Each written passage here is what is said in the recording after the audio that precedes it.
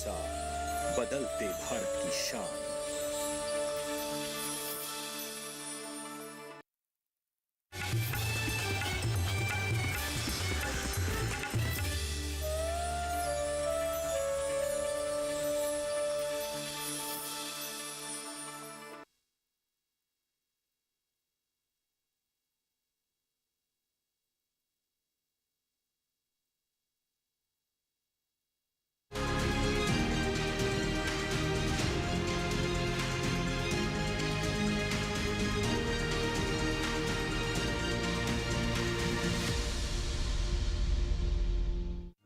पीढ़ी दर पीढ़ी हमारे किसान अलग अलग स्पीसीज की अलग अलग वैरायटी इनको सहेज कर रखते गए और उसको विकास करते रहे। किसान की विरासत, धरती के वनस्पति संसाधन, एक अधिकार जिसका दुनिया भर के देश करते हैं सम्मान।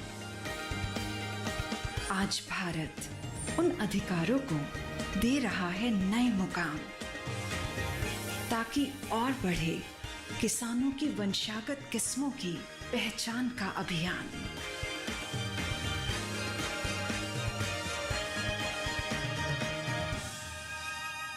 नमस्कार, आप देख रहे हैं दूरदर्शन किसान। हमारे खास कार्यक्रम कृषि दर्शन में मैं अदिति शर्मा आप सभी का स्वागत करती हूँ। हमारे इस कार्यक्रम में कृषि जगत में हो रही हलचलों की जानकारियां आप तक पहुंचाई जाती हैं। हमारे तीनों सेगमेंट्स हम आपके लिए लेकर आते हैं, विज्ञान और किसान, कृषि, स्टार्टअप और फार्मिंग इंडिया। तो क्या कुछ खास है हमारे इन तीनों सेगमेंट्स में, आज इसको जानने के लिए शुरुआत करते हैं आज के एपिसोड की। आइए किसान भाइयों बहनों, सबसे पहले नजर डालते हैं हमारे सेगमेंट विज्ञान और किसान पर।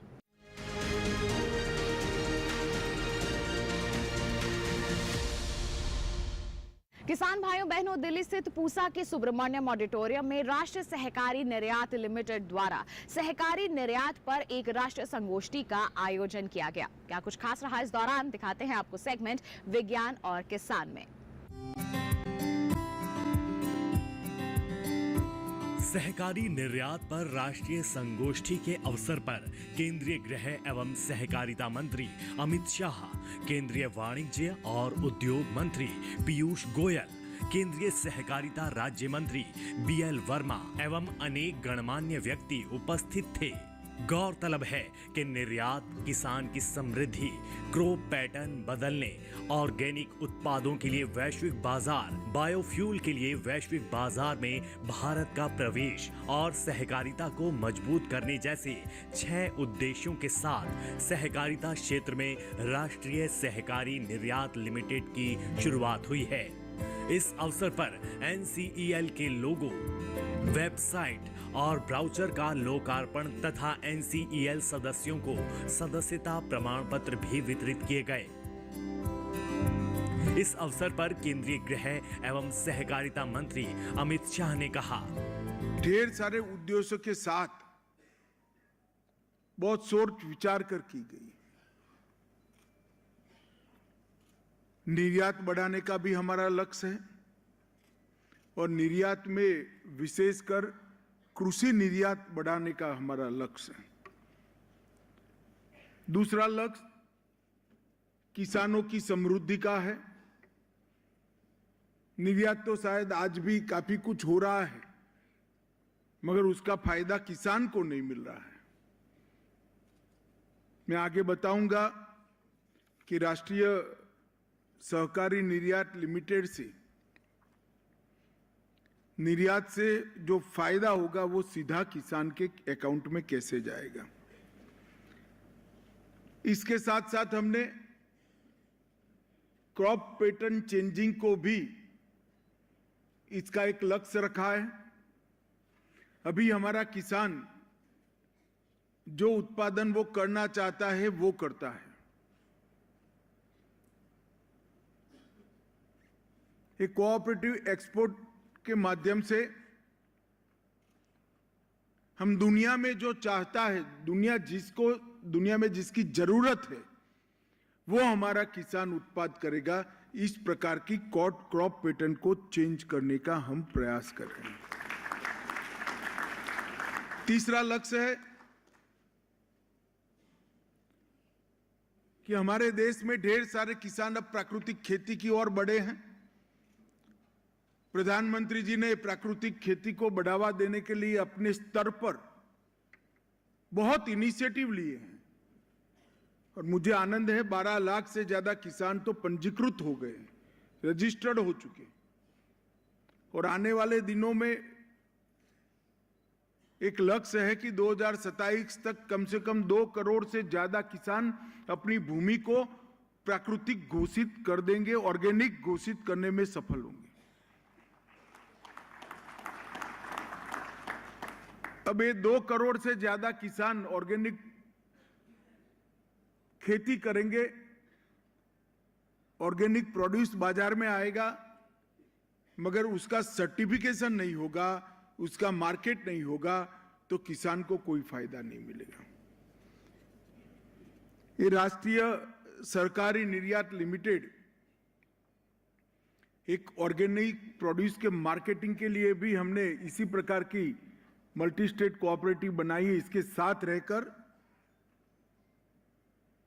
एक अच्छे पैकेजिंग के साथ एक विश्वसनीय ब्रांड के साथ और सभी प्रकार के वैज्ञानिक परीक्षणों से पार उतरने वाली अंतर्राष्ट्रीय कक्षा की ऑर्गेनिक प्रोडक्ट को विश्व का बाजार में भेजने का काम करेगा और विश्व का बाजार हमारे किसान को उपलब्ध कराएगा, जिससे अभी ऑर्गेनिक प्रोडक्ट का जो रेट किसान को मिल रहा है इससे कम से कम 1.5 गुना या 2 गुना दाम किसान को सीधा मिल पाए। ये बहुत बड़ा आने वाले दिनों में किसान के लिए समृद्ध बनने का एक रास्ता खुलने वाला है और इससे हमारी भूमि भी बचेगी, जल का भी बचाव होगा, फर्टिलाइजर का भी बचाव होगा और विश्व भर के लोगों का भारत के साथ साथ स्वास्थ्य भी सुधरेगा। इसी प्रकार से बायोफ्यूल के लिए जो अलायंस अभी पीयूष भाई ने बात करी, इसकी घोषणा मोदी जी ने की है। भारत के पास दुनिया में सबसे ज्यादा जिसमें 3 या 4 क्रॉप हो सकते हैं ऐसी भूमि और ऐसा मौसम अगर कोई एक देश में उपलब्ध है तो वो केवल और केवल भारत है, जहां 4 क्रॉप लिए जा सकते। अगर ये 4 क्रॉप में से एक क्रॉप भी बायोफ्यूल के प्रोड्यूस के लिए किसान चेंज कर ले तो हम भारत की बायोफ्यूल की रिक्वायरमेंट को पूरा कर कर विश्व में भी बायोफ्यूल का निर्यात कर सकते हैं। इसके बारे में भी हमारा राष्ट्रीय सहकारी निर्यात लिमिटेड एक लिंक बनाकर काम करेगा और हमारा छठा उद्देश्य है कि देश की सहकारिता को मजबूत करना। इस अवसर पर केंद्रीय वाणिज्य और उद्योग मंत्री पीयूष गोयल ने कहा, नेशनल कोऑपरेटिव एक्सपोर्ट लिमिटेड शायद अभी तक सभी के जहन में आई नहीं है, लेकिन ये अपार संभावनाओं के साथ उसका शुभारंभ किया जा रहा है और वाणिज्य विभाग देखने के साथ साथ मैं जिस प्रकार से कोऑपरेशन देख रहा हूं, वाणिज्य और कोऑपरेटिव मंत्रालय दोनों मिलके इस विषय को आगे बढ़ा रहे हैं। फॉरेन मिनिस्ट्री भी इसके साथ जुड़ी हुई है। एक प्रकार से होल ऑफ द गवर्नमेंट इसको सफल बनाने में लगी हुई है। तो मेरा पूरा विश्वास है कि आगे चल के ये एक बहुत ही मजबूत अंग बनेगा कोऑपरेटिव सेक्टर का, सहकारिता क्षेत्र को बहुत बल देगा, भारत के निर्यात को बल देगा और खास तौर पे हमारे किसानी क्षेत्र में हमारे हथकरघा, हमारे हस्तशिल्प, ये सभी जो लोग देश की आर्थिक उन्नति में अपना योगदान दे रहे हैं, इन सभी के लिए बहुत अहम भूमिका निभाने जा रहा है। ये था सेगमेंट विज्ञान और किसान। इसी के साथ कार्यक्रम में वक्त एक छोटे से ब्रेक का। आप कहीं मत जाइए, ब्रेक के बाद हम आपको दिखाएंगे हमारा अगला सेगमेंट कृषि स्टार्टअप। बने रहिए दूरदर्शन किसान पर, देखते रहिए कार्यक्रम कृषि दर्शन।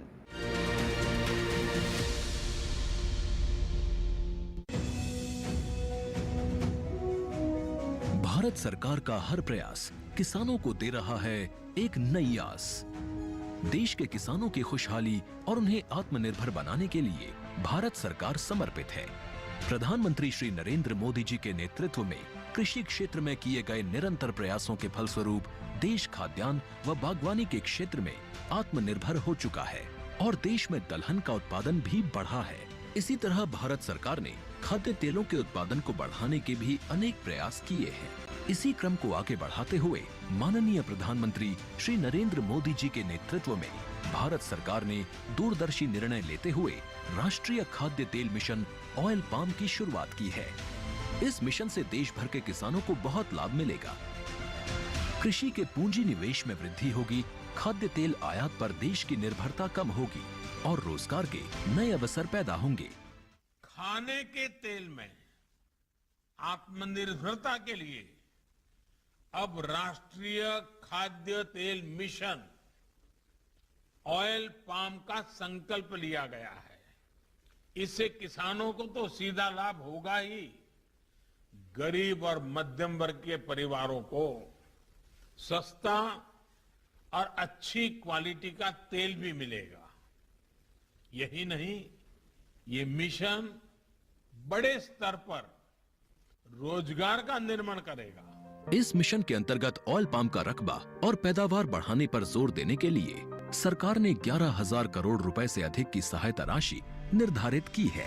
मिशन के तहत सरकार ने ऑयल पाम की खेती के लिए रोपण आदि की सहायता में बढ़ोतरी करते हुए पहले मिलने वाले 12,000 रुपए प्रति हेक्टेयर को बढ़ाकर 29,000 रुपए प्रति हेक्टेयर तक कर दिया है। ऑयल पाम के पुराने बागों के पुनरुद्धार के लिए 250 रुपए प्रति पौधा के हिसाब से विशेष सहायता दी जा रही है। पौधारोपण सामग्री की कमी दूर करने और बीजों की पैदावार करने वाले बागों को भी सहायता दी जाएगी। इसके तहत 15 हेक्टेयर ऑयल पाम उद्यान के लिए 80 लाख रुपए तक की सहायता राशि दी जाएगी। इसके अलावा नर्सरी विकास के लिए 40 लाख रुपए तक तय किए गए हैं। पूर्वोत्तर और अंडमान राज्यों के लिए विशेष सहायता का भी प्रावधान है। ऑयल पाम के किसान ताजे फलों के गुच्छे यानी FFB का उत्पादन करते हैं, जिनकी वर्तमान में कीमतें अंतर्राष्ट्रीय मूल्यों में उतार चढ़ाव के आधार पर तय होती हैं। पहली बार केंद्र सरकार ताजे फलों के गुच्छे की कीमत के लिए किसानों को आश्वासन दे रही है। ये व्यवहार्यता मूल्य यानी VP कहलाएगा, यानी किसानों को कोई घाटा नहीं होने दिया जाएगा। व्यवहार्यता मूल्य VP तय करने की शुरुआत 1 नवंबर से होगी और अगले वर्ष 31 अक्टूबर तक जारी रहेगी। इसे ऑयल पाम वर्ष कहा जाएगा। इस योजना के तहत वर्ष 2025-26 तक ऑयल पाम का रकबा 6.5 लाख हेक्टेयर सृजित करने और कच्चे ऑयल पाम की पैदावार वर्ष 2025-26 तक 11.20 लाख टन पहुंचाने का लक्ष्य निर्धारित किया गया है। सरकार के इस महत्वपूर्ण निर्णय से देश में ऑयल पाम की खेती करने वाले किसानों में विश्वास पैदा होगा और वे खेती का रकबा बढ़ाएंगे। इस तरह पाम ऑयल का उत्पादन भी बढ़ेगा, जिससे किसानों की आय बढ़ेगी और ग्रामीण अर्थव्यवस्था भी सुदृढ़ होगी।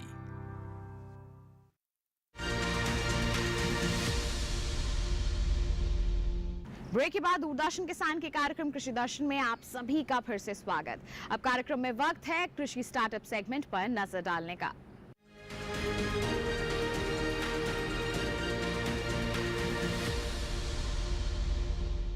हमारे सेगमेंट में हम आपकी मुलाकात करवाते हैं देश के सफल किसानों से। हमारा उद्देश्य यही रहता है कि आप उनकी कामयाबी की दास्तान को जानकर उनसे प्रेरित हो सके, अपनी खेती किसानी में कुछ अलग कर सके, अपने आप को आर्थिक रूप से मजबूत बना सके। तो कौन है आज के हमारे सफल किसान, जानने के लिए नजर डालते हैं सेगमेंट कृषि स्टार्टअप पर।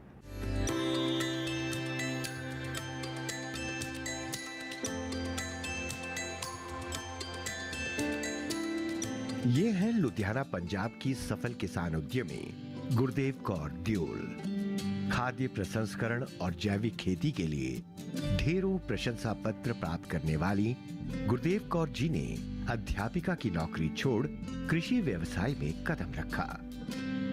पंजाब कृषि यूनिवर्सिटी से उन्होंने सब्जियों की खेती और मधुमक्खी पालन का प्रशिक्षण प्राप्त किया। 1990 ਤੋਂ ਲੈ ਕੇ ਪੰਜਾਬ ਐਗਰੀਕਲਚਰ ਯੂਨੀਵਰਸਿਟੀ ਨਾਲ ਜੁੜੀ ਹੋਈ ਹਾਂ। ਯੂਨੀਵਰਸਿਟੀ ਤੋਂ ਮੈਂ ਬਹੁਤ ਸਾਰੀਆਂ ਟ੍ਰੇਨਿੰਗਸ ਲਈਆਂ। ਟ੍ਰੇਨਿੰਗਸ ਦਿਵਾਉਣ ਦੇ ਪਿੱਛੇ ਮੇਰੇ ਹਸਬੈਂਡ ਸਰਦਾਰ ਗੁਰਦੇਵ ਸਿੰਘ ਹੁਣਾਂ ਦਾ ਹੱਥ ਸੀਗਾ। ਮੈਂ ਪੰਜਾਬ ਐਗਰੀਕਲਚਰ ਯੂਨੀਵਰਸਿਟੀ ਤੋਂ ਮਧੂਮੱਖੀ ਪਾਲਣ ਦੀ ਬੇਸਿਕ 10 ਦਿਨ ਦੀ ਟ੍ਰੇਨਿੰਗ ਲੈ ਕੇ ਆਪਣਾ ਮਧੂਮੱਖੀ ਪਾਲਣ ਦਾ ਜਿਹੜਾ ਕੰਮ ਸੀਗਾ ਉਹ ਸ਼ੁਰੂ ਕੀਤਾ। गुरदेव कौर जी ने कृषि व्यवसाय का आरंभ मधुमक्खी पालन से किया। साथ ही उन्होंने शहद निकालने, साफ करने और उनकी वैज्ञानिक रूप से पैकिंग का यूनिट भी स्थापित किया। इससे उन्हें आर्थिक लाभ हुआ और अनेक अन्य लोगों को रोजगार प्राप्त हुआ। 2009 ਦੇ ਵਿੱਚ ਮੈਂ ਕੋਆਪਰੇਟਿਵ ਡਿਪਾਰਟਮੈਂਟ ਦੇ ਨਾਲ ਸੰਪਰਕ 'ਚ ਆਈ ਤਾਂ ਮੈਂ ਇੱਕ ਸੈਲਫ ਹੈਲਪ ਗਰੁੱਪ ਜਿਹੜਾ ਕਿ ਬਣਾਇਆ, ਜਿਹਦੇ ਵਿੱਚ ਕਿ ਸਾਡੇ ਕੋਲੇ 10 ਲੇਡੀਜ਼ ਜਿਹੜੀਆਂ ਸੀਗੀਆਂ ਉਹ ਜੁੜੀਆਂ ਤਾਂ ਅਸੀਂ ਪ੍ਰੋਸੈਸਿੰਗ ਦਾ ਜਿਹੜਾ ਕੰਮ ਸੀਗਾ ਉਹ ਸਟਾਰਟ ਕੀਤਾ। इसके बाद गुरदेव कौर जी ने अपने गांव की किसान महिलाओं को साथ ले एक स्वयं सहायता समूह का गठन किया। 12 सदस्यों से आरंभ किया गया ये समूह आज 218 महिला किसानों का कुटुंब बन गया है। इस तरह ਅਸੀਂ ਐਗਰੀਕਲਚਰ ਡਿਪਾਰਟਮੈਂਟ ਨਾਲ ਜੁੜੇ। ਉਸ ਤੋਂ ਬਾਅਦ ਮੈਂ ਨਵਾਰਡ ਨਾਲ ਜੁੜੀ ਤਾਂ ਫਿਰ ਮੈਨੂੰ ਲੱਗਾ ਕਿ ਸਾਡਾ ਸੈਲਫ ਹੈਲਪ ਗਰੁੱਪ ਸੀਗਾ ਉਹਨੂੰ ਅਸੀਂ ਫਾਰਮਰ ਪ੍ਰੋਡਿਊਸਰ ਆਰਗੇਨਾਈਜੇਸ਼ਨ ਦੇ ਵਿੱਚ ਕਨਵਰਟ ਕਰਤਾ ਤੇ ਨਾਲ ਨਾਲ ਆਰਗੈਨਿਕ ਫਾਰਮਿੰਗ ਸਬਜ਼ੀਆਂ ਦਾ ਕੰਮ, ਜਿਹਦੇ ਵਿੱਚ ਬਿਨਾਂ ਰੇਹ ਸਪਰੇ ਤੋਂ ਅਸੀਂ ਸਬਜ਼ੀਆਂ ਉਗਾਉਣ ਦਾ ਜਿਹੜਾ ਕੰਮ ਉਹ ਸ਼ੁਰੂ ਕੀਤਾ। गुरदेव कौर जी का ये समूह प्राकृतिक खेती को ही प्राथमिकता देता है। यहाँ प्राकृतिक रूप से अनेक प्रकार की सब्जियां उगाई जाती हैं। प्रसंस्करण के बाद उन सब्जियों को बाजार में बेचा जाता है। साडी ग्लोबल SHG's FPO है, ਜਿਹਦੇ ਵਿੱਚ ਮੇਰੇ ਨਾਲ 218 ਮਹਿਲਾਵਾਂ ਜੁੜੀਆਂ ਹੋਈਆਂ ਨੇ, ਜਿਹੜੀਆਂ ਕਿ ਸਾਡੀਆਂ ਸ਼ੇਅਰ ਹੋਲਡਰ ਨੇ ਤੇ ਸ਼ੇਅਰ ਹੋਲਡਰ ਤੋਂ ਬਿਨਾਂ ਸਾਡੇ ਨਾਲ ਹੋਰ ਮਹਿਲਾਵਾਂ ਵੀ ਜੁੜੀਆਂ ਹੋਈਆਂ ਨੇ। ਹਰ ਉਹ ਫਸਲ ਜਿਹੜੀ ਸਾਡੇ ਖੇਤਾਂ ਦੇ ਵਿੱਚ ਪੈਦਾ ਹੁੰਦੀ ਹੈ ਉਹਨੂੰ ਅਸੀਂ ਪ੍ਰੋਸੈਸ ਕਰਕੇ ਜਾਂ ਉਹਨਾਂ ਦੀਆਂ ਅਸੀਂ ਅਚਾਰ ਬਣਾ ਲੈਂਦੇ ਹਾਂ। ਅਚਾਰ ਬਣਾ ਕੇ ਅਸੀਂ ਪੈਕਿੰਗ ਕਰਕੇ ਜਿਹੜਾ ਹੈਗਾ ਉਹ ਸੇਲ ਕਰਦੇ ਹਾਂ, ਜਿਹਦੇ ਨਾਲ ਕਾਫੀ ਜਿਹੜਾ ਮੁਨਾਫਾ ਹੈਗਾ ਉਹ ਬੀਬੀਆਂ ਨੂੰ ਮਿਲਦਾ ਆ। ये प्रशंसा पत्र, ये सम्मान, ये इनाम जो गुरदेव कौर जी को विभिन्न संस्थाओं के अतिरिक्त समाज और सरकार से प्राप्त हुए हैं, ये इस बात को प्रमाणित करते हैं कि कृषि उद्योग में महिला किसानों को प्रेरित और प्रशिक्षित करने में उनका योगदान अमूल्य और उत्कृष्ट है।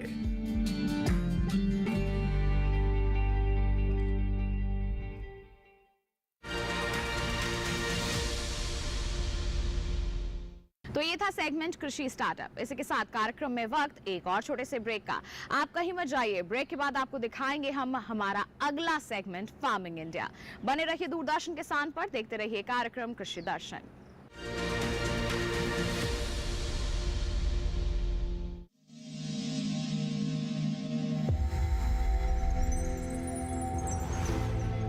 आत्मनिर्भर किसान भारत की शान। उत्पादन में आत्मनिर्भर होने के साथ साथ फसल की कटाई के उपरांत उपज की हानि को रोकने, ग्रामीण क्षेत्रों में रोजगार सृजन करने और बीज से बाजार तक के विजन को मजबूती देने के उद्देश्य से 1 वर्ष पूर्व माननीय प्रधानमंत्री श्री नरेंद्र मोदी जी ने एक महत्वाकांक्षी केंद्रीय योजना एग्रीकल्चर इंफ्रास्ट्रक्चर फंड की शुरुआत की। इस आधुनिक इंफ्रास्ट्रक्चर से कृषि आधारित उद्योग लगाने में एक बहुत बड़ा बदलाव आएगा और बहुत बड़ी गति आएगी। साथियों, अब हम उस स्थिति की तरफ बढ़ रहे हैं जहां गांव के कृषि उद्योगों से फूड आधारित उत्पाद शहर जाएंगे और यही तो आत्मनिर्भर भारत अभियान का संकल्प है।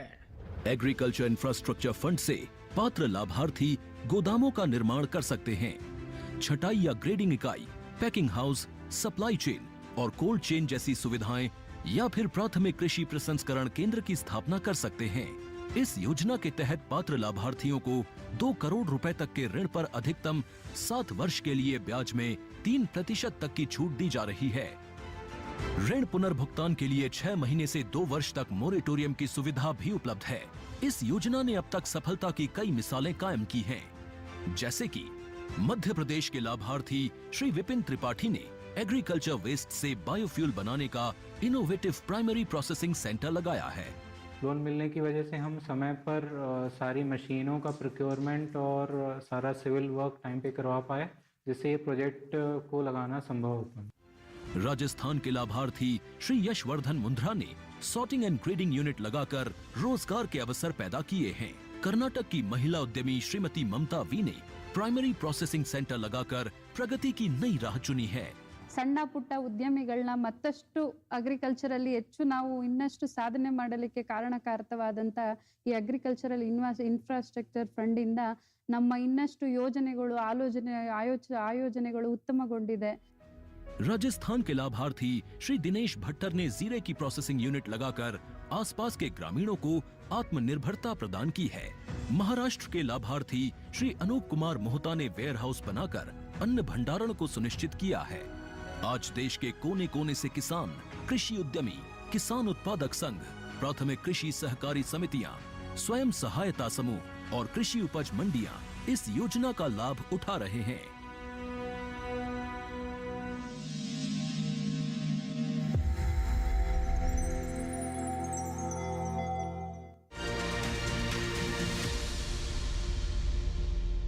ब्रेक के बाद दूरदर्शन किसान के कार्यक्रम कृषि दर्शन में आप सभी का फिर से स्वागत। अब वक्त है कार्यक्रम में नजर डालने का हमारे सेगमेंट फार्मिंग इंडिया पर।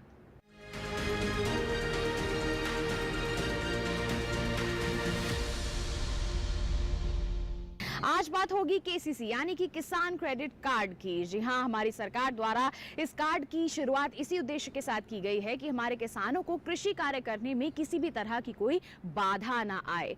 अगर किसी रूप से आर्थिक मदद चाहिए तो हमारे किसानों को आसानी से मिल सके। तो किस तरह से आर्थिक स्थिति में सुधार ला रहा है केसीसी, बताते हैं इस सेगमेंट द्वारा।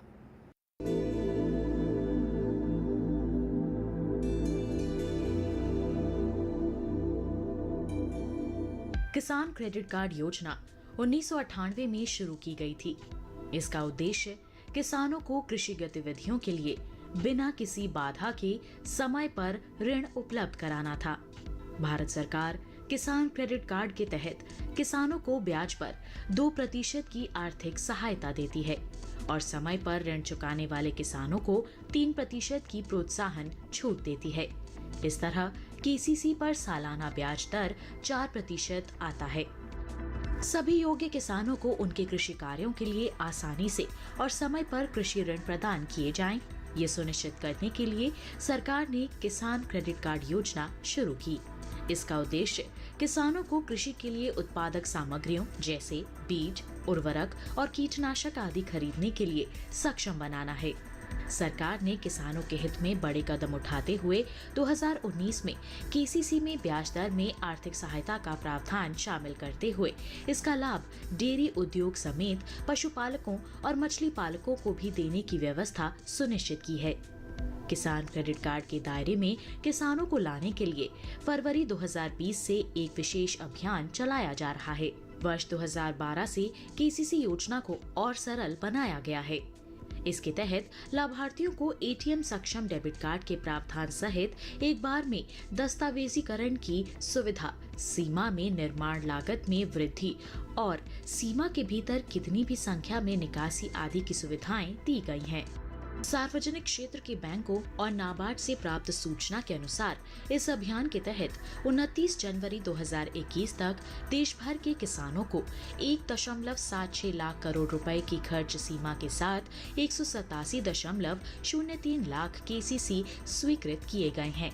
किसान क्रेडिट कार्ड की वजह से किसान अपनी फसल का बीमा भी करवा सकते हैं, जिस किसी भी कारण से अपनी फसल नष्ट होने पर उनको मुआवजा भी दिया जाता है, जैसे बाढ़ की स्थिति में फसल का डूब के नष्ट हो जाना या सूखा पड़ने पर फसल का जल जाना आदि सुविधाओं में यह किसान क्रेडिट कार्ड बहुत ही ज्यादा काम आता है।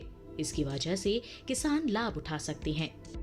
सस्ती ब्याज दर पर लोन उपलब्ध कराने के इस अभियान से न सिर्फ किसानों की आय में बढ़ोतरी होगी, बल्कि इससे ग्रामीण अर्थव्यवस्था को मजबूती मिलेगी और कृषि तथा इससे जुड़े क्षेत्रों में उत्पादन बढ़ेगा। साथ ही हमारे देश के लिए खाद्य सुरक्षा सुनिश्चित करने की दिशा में भी इस मुहिम की विशेष भूमिका होगी।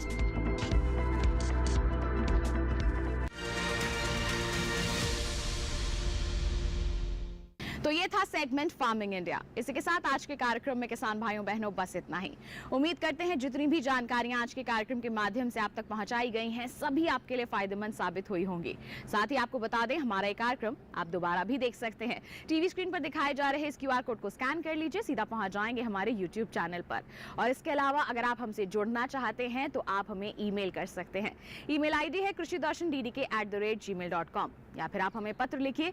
पता है हमारा कृषि दर्शन, कमरा नंबर 58, CPC दूरदर्शन, खेलगांव, नई दिल्ली 110009। तो इसी के साथ किसान भाइयों बहनों, आज के लिए इतना ही। अगले अंक में हम फिर होंगे हाजिर। तब तक के लिए दीजिए इजाजत, लेकिन आप बने रहिए दूरदर्शन किसान पर। नमस्कार।